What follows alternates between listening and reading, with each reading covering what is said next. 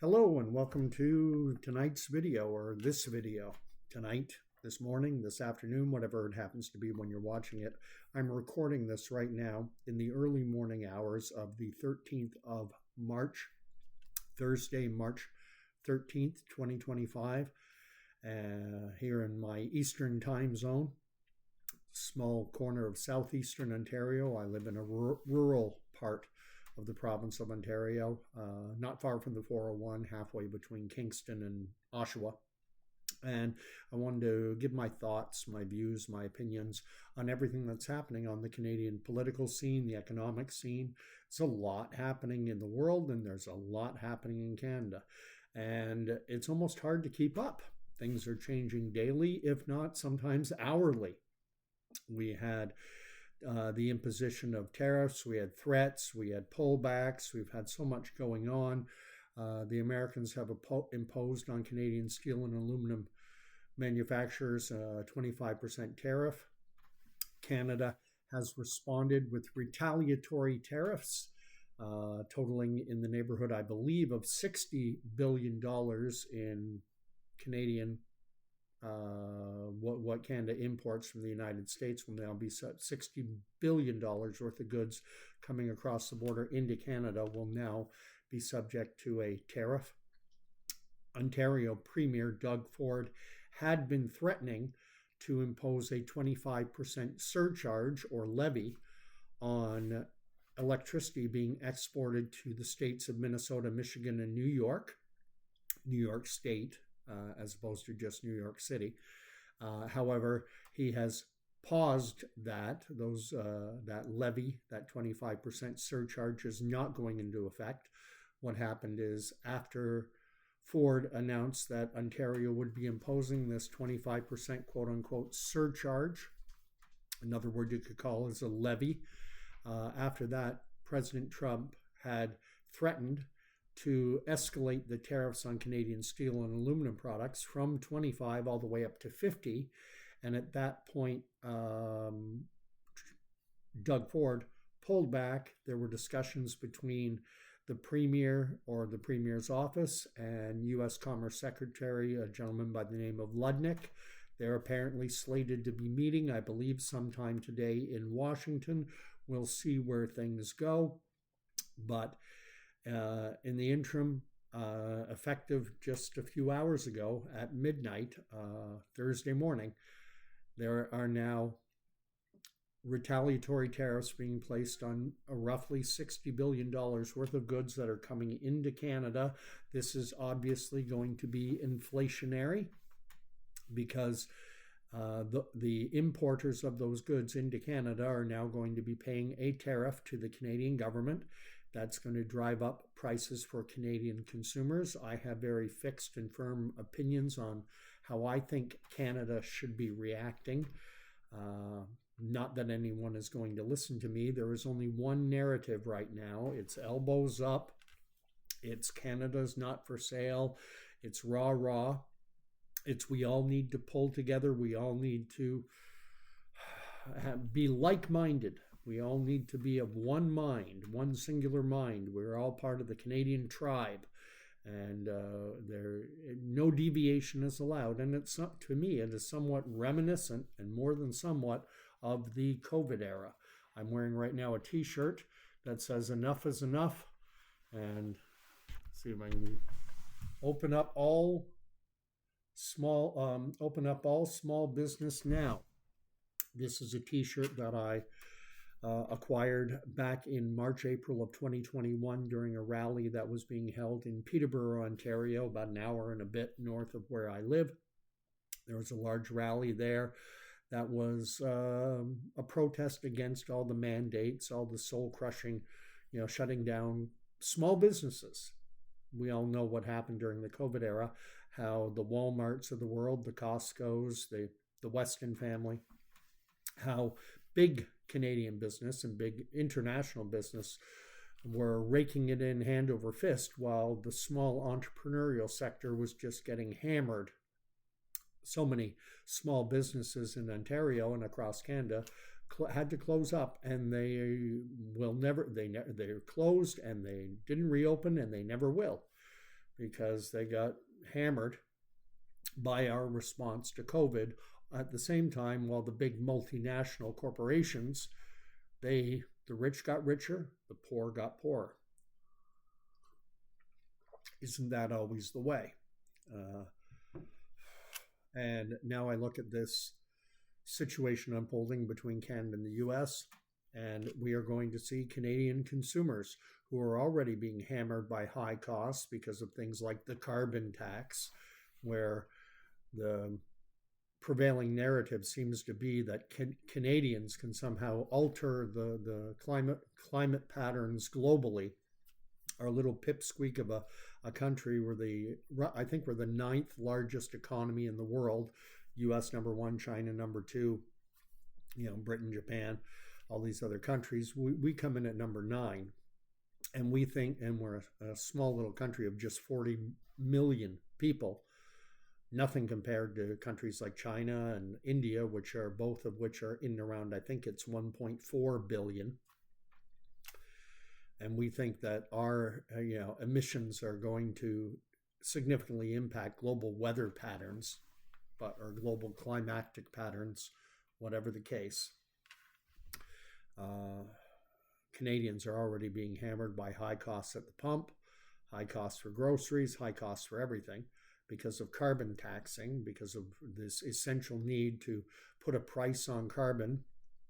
And now things are going to be getting even more expensive, as everything we import into Canada from the United States, or certainly a large chunk of it, maybe not everything yet, but the way things are going, it's looking like it's going to be tit for tat, and eventually everything that Canadians buy that comes in from the United States is going to be hit with a tariff, meaning it's going to cost Canadians more, as if we can't afford that. And I'm here to tell you, it's not a good situation. Now, that much is obvious. It's not a good situation.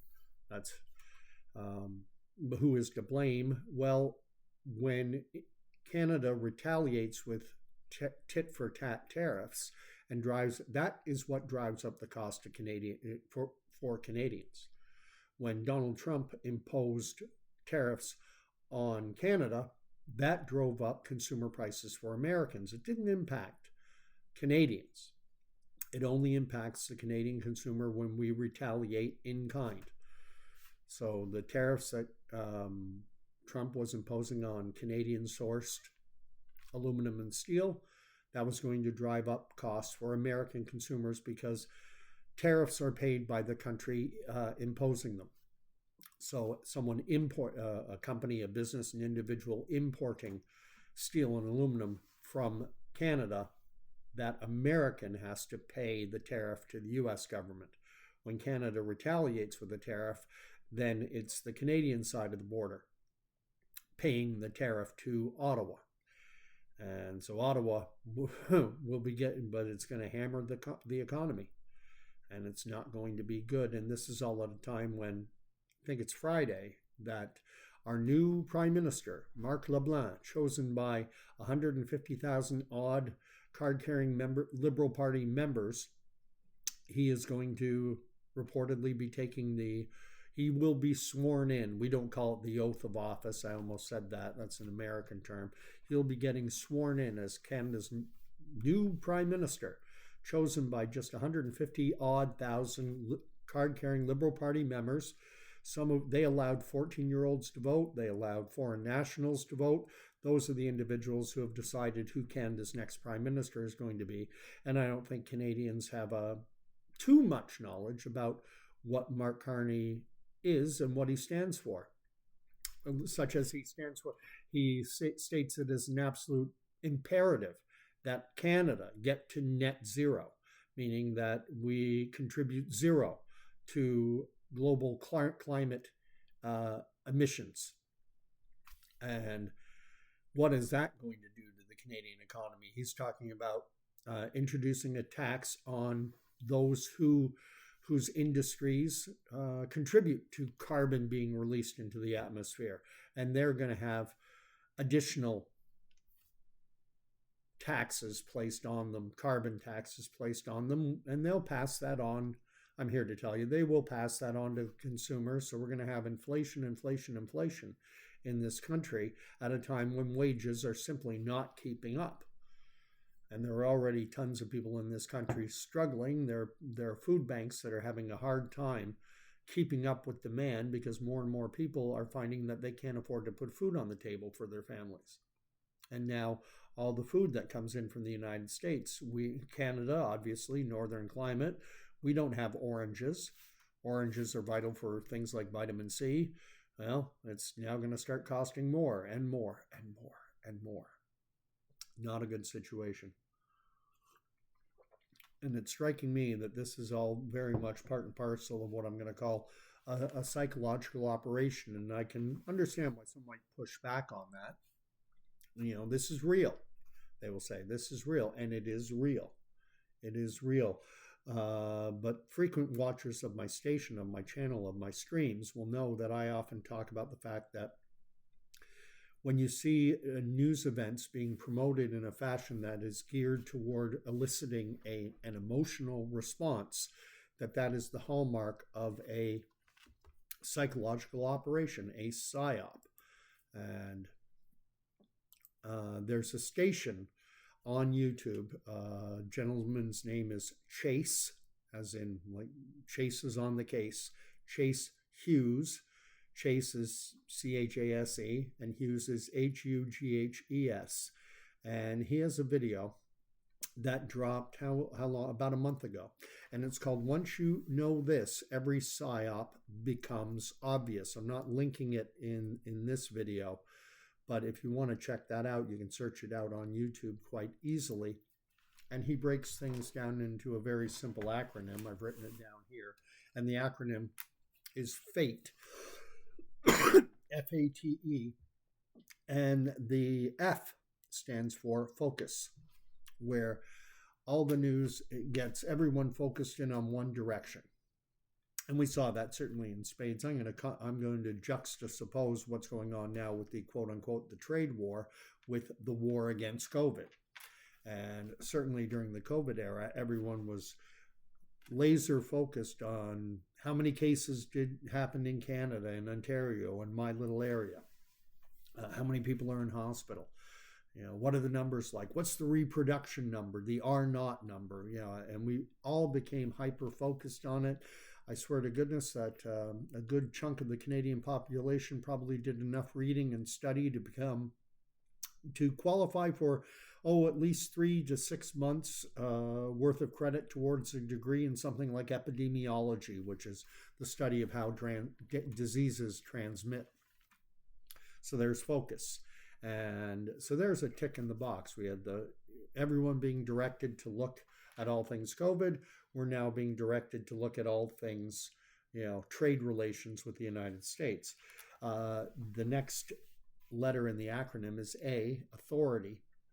And that's where the media and our government officials present themselves as the authority. And what I found during the COVID era is there was only one narrative being put forward.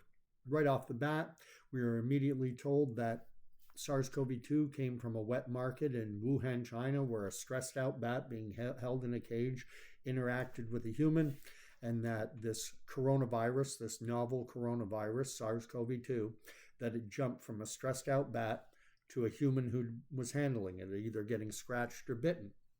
And that was stated authoritatively as the only possible origin for SARS-CoV-2. And anyone who offered a contradictory point of view, like Dr. James Redfield, who was a director at the Centers for Disease Control and Prevention in the United States, an actual virologist, someone who studies viruses, just to put a fine point on things.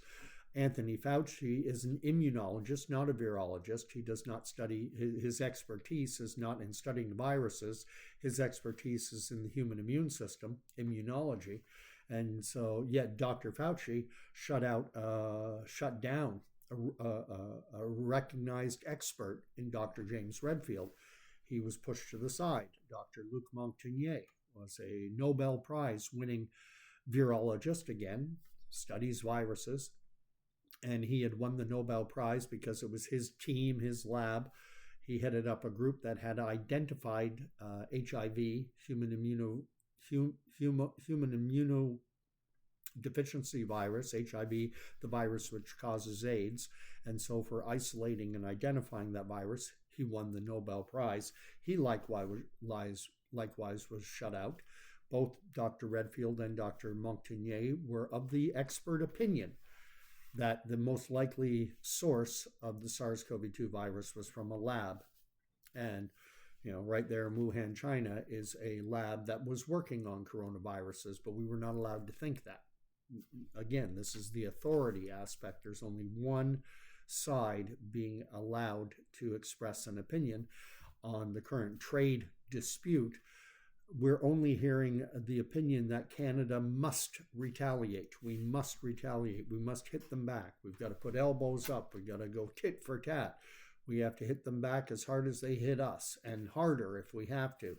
And this is where Ford stepped in and was planning to impose a levy, not a tariff, a levy. He was going to increase the cost of consumers of Ontario-generated electricity in the United States, in those 3 states, Michigan, Minnesota, and New York State. He was going to make them pay 25% more than they're already paying. That would have impacted, again, tariffs impact the country, the consumers in the country that imposes the tariff. When you put on a levy or a surcharge, then you're impacting Americans. So there's this authoritative aspect where the authorities, there's only one response allowed. The next letter in the acronym is T for tribe. So we have focus, get everyone looking in the same direction, present the authority, and with only one point of view. All the authorities are saying the same thing. Tribe. And if you're a good Canadian, if you're a good member of the tribe, you're going to go along with everything. And we saw that during the COVID era, and we're seeing it again now. In the COVID era, if you didn't buy in, if you didn't follow the stickers on the floor, stick a diaper on your face, and even on your little kids who couldn't handle it and would pull it off, if you didn't do that, well, you're not a good member of the tribe. This is, sadly, it's an element of human nature where we are, it's the default position of the human condition to be tribal.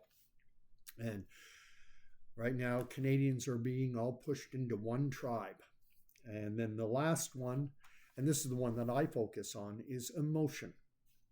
And when you see news events that are presented in such a way as to elicit an emotional response, that should be, to me, the biggest flag.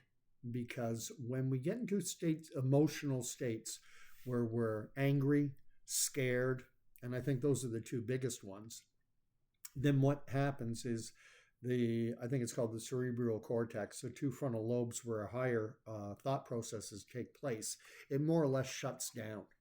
And we retreat back into what is referred to as the mammalian brain that I share with Candy and with other mammalian species. And we become far more easy to control. Far more easy to control. And this FATE acronym, you got to get, when you're training, this is how you train a dog. This is how I train Candy the Wonder Pup. I need to get her to focus. I need to get her into a place where there are no distractions when I want to teach her a new trick or something, or obedience training. You need to be able to get her focused. So you're not going to want to be at a park where there's lots of things going, lots of outside stimulation. You're going to want to go into a place where there's little to no distraction so that you have her focus. And then you're the authority figure. Choke chain or a tap on the nose. You're the authority figure. The tribal aspect doesn't come into it too much, although there's an element of it because dogs are pack animals. So they want to be a good little member of your tribe, of the pack.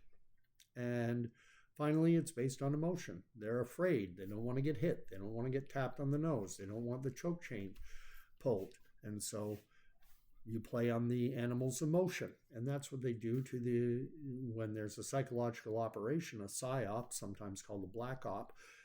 It's the same basic modus operandi to direct the human population, herd them, if you will, to extend the dog metaphor. My dog is a border collie. They're herders. This is how you herd the human population. It's how you herd the Canadian population, and we saw it in spades during the COVID era with all the, often science-denying measures. We all should know by now that Anthony Fauci was forced to admit, after everything had ended, that there was never any science behind this 6-foot social or physical distancing.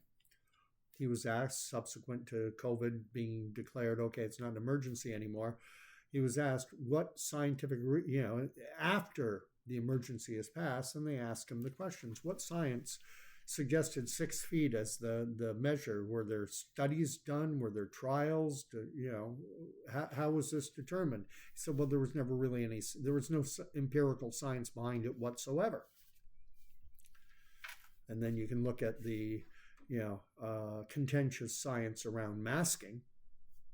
And prior to COVID, all the research said that masks have no impact whatsoever, no proven impact at all on mitigating viral spread. The reason that doctors would wear a mask in an operating room setting was to prevent spittle, human saliva, from falling into someone who has say a chest cavity open. You wouldn't want to say scalpel and have spittle going into an open gaping wound. And likewise, there could be bodily spray, there could be a bleeder, there could be splash coming out of an open gaping wound if they hit an artery, I guess, or a blood vessel, and it's under pressure and it comes spraying out. You've probably seen it if you've watched any medical shows. They'll be clamp that bleeder down, you'll see blood spraying out, maybe even hitting the surgeon or OR staff in the face while they wear the mask to prevent bodily spray from going into their mouth. However, CDC themselves admitted that, it was published information, that there was no evidence to suggest that masks do anything to prevent viral spread.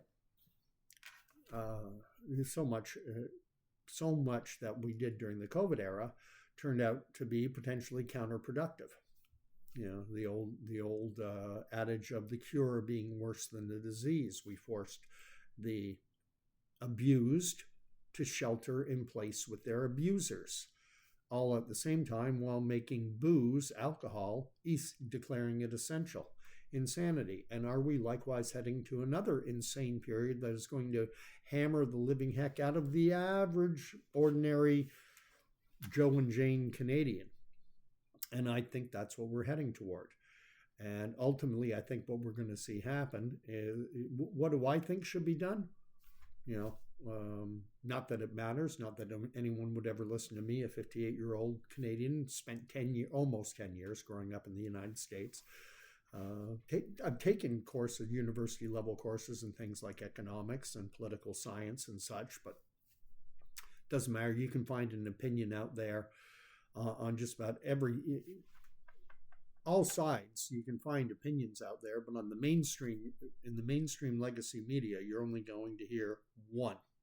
And if they do present alternative viewpoints, they're going to strawman it. They're going to make it appear. They're going to pick the worst individual to advocate for something for alternative viewpoints. That is referred to as strawmanning. Trying to make the point of view with which you disagree look as weak and ridiculous as possible. Personally, I much prefer steel manning. When you disagree with something, don't straw man it, steel man it. Build it up. Take on the man of steel, not a man of straw. But what I think should be happening is that Canada should suck it up and look to strengthen, look to grow our trade relationships with other countries. If the Americans do not want to place a 25% tariff on Canadian produced aluminum and steel, okay, let's look to Europe. Let's look to the Far East. Let's look to the Middle East. Let's look to Africa. Let's look to find alternative markets for our steel and aluminum products. Heck, let's get rid of all the interprovincial trade barriers. So often for Canadian companies, it's easier to trade with the United States of America than it is to trade with a neighboring province. It's ridiculous. The interprovincial trade barriers that we have. Anyway, I'll have more to say in the days and weeks to come, and I'll be doing more live and interactive videos. I sometimes use something called StreamYard. Sometimes I just use the YouTube platform on its own. If you want to like and subscribe to my videos, if you pardon me, the joys of being a smoker. If you want to subscribe to my channel, you'll be notified when I'm going live, and you can join in. I'm 100% totally a free speech advocate, even if you disagree with me. And in fact, especially if you disagree with me, I invite you to come on to the live chats, express your views, thoughts, opinions. I may even, if for those who are willing, I will even invite them to come on and share the screen with me, and we can hopefully have a respectful dialogue and hash out, differing points of view.